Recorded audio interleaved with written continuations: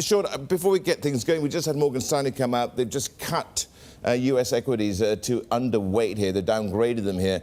We've got Andrew Sheets and the team thinking the next 2 months carry an outsized risk to growth. They're talking here about policy and the legislative agenda. And on top of that, of course, what's going on, generally speaking. So that's the rationale behind that. What do you make of that? And where are you with US equities? I'm only asking you with your hat on as a global equity strategist. Well, we've been modestly bullish, but we've also highlighted the fact you're coming off the best earnings season in history.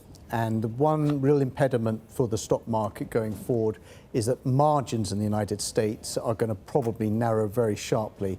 We're coming off record margins for the S&P, and I suspect it's going to be extremely difficult for US companies to pass on the level of cost increases onto the customer coming into the Christmas season. So at the moment, the S&P is above our target, and I feel that actually most strategists actually have lower price targets than what is implied by the actual analysts. So it's one of the very rare occurrences where the sell-side analysts are actually more bullish than the sell-side strategists. Well, that's under-promising, I suppose one could argue. Or under-delivering at the moment. And over-delivering. OK, but I want to just get to... OK, you may be bullish on US equities, but you did have a few caveats. Yeah. If you're not going there, where do you go? Where do you put your money? I mean, if you are just moving your allocation slightly, I mean, does it become China again? And we were talking about the uninvestable stocks, which have done very well, and also the ones which are the common prosperity stocks, which have done very well as well. So it's a case of a shampoo ad, I think you refer to here, which is wash, rinse and repeat. Well, I think the two things where you can sort of say that there's a relatively strong level of confidence, one is on Europe. I think the nominal profit boom in Europe is going to be one of the best we've seen in 2 decades. And when you've got German producer prices rising at over 10% year on year, I think Europe is setting itself for some outstanding outperformance. With respect to China, actually, if you look at the HSI, it's just 2 or 3 stocks that have broadly brought down the index.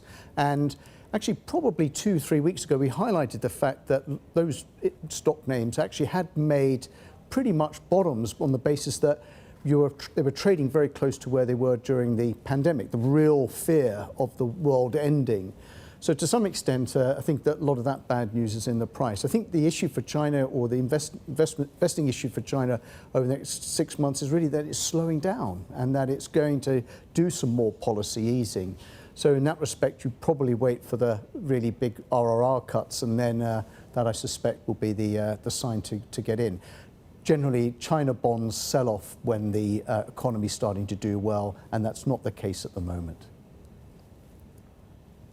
Sean, we're hearing from Morgan Stanley saying that China is trying to revive investor confidence.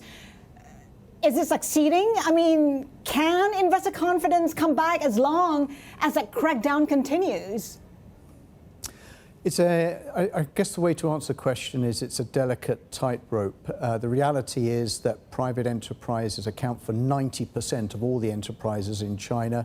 The private sector accounts for 80% of the employment. And looking at youth unemployment in China, it's rising up to levels that we saw before the pandemic, post-pandemic. The second thing to bear in mind is that what we have seen in the last month or so is that capital raising by companies in China and on stock exchanges has evaporated. And that, in a sense, is where probably the second round effects from the private antitrust and measures against private companies start to actually hurt the economy overall. So I think we're getting close to the finishing line, actually, in many respects, about the measures that are being brought in to rein in parts of the private sector. Not all parts have been affected, by the way. So, very select areas like the internet platforms, and certainly on the consumer stocks in China, whilst they are sort of suffering from some headwinds from costs, they are going to be the long-term prime beneficiaries. This is all about lowering the cost of living in China going forward. We've been talking about that property crackdown, and the concern is that could be a spillover on the economy, and the economy is already showing signs of a slowdown. Should we be worried? How are you factoring that in when investing in China? Well, I think the one thing that I would say is that if China can do this restructuring of Evergrande, which accounts for around about 20% of all the dollar debt issued in China, it has really done a remarkable restructuring. I think that has to be said. And also that it's removed the moral hazard in the corporate credit markets that Chinese government would always backstop companies. That's not the case. So in one sense, I think this Evergrande default will, to some extent, mark the sort of another line in which China's gone through financial reforms. The last one was back in 2015 when they overhauled the interest rate markets in China. This one is to actually taking out that moral backstopping from the corporate credit markets. And the good thing is housing credit or property construction company credit is actually spreads are widening. It's actually starting to signal a much more efficient way of allocating capital.